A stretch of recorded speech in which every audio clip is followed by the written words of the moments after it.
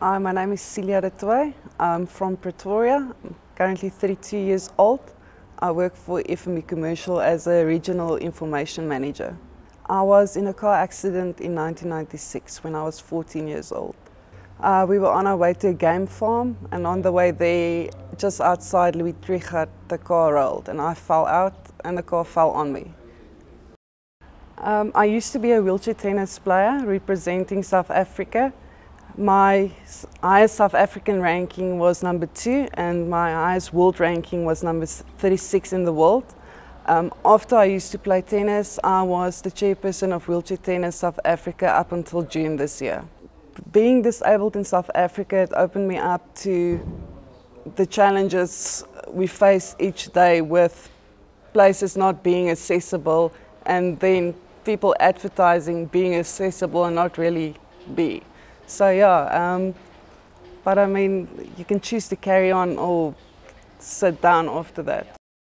The most challenging part of being in a wheelchair is, I think the most important part is being independent. So not being independent in the sense of not getting into places, not being able to take accessible transport. I think that's the main challenge of being in a wheelchair.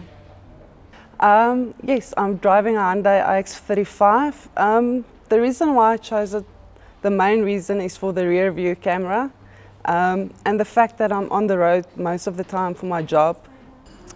I bought my Hyundai iX35 in 2011, so I've been driving it now for 3 years.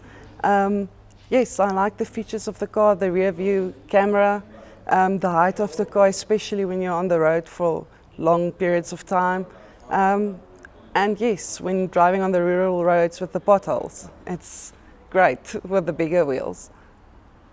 The only adjustments they had to make on the car was the hand controls. The car's automatic, so I just had to purchase the hand controls which they fitted to the vehicle. I haven't really experienced any limitation with the vehicle. It's suitable for my needs. I think there are some misconceptions about people in wheelchairs or with disabilities.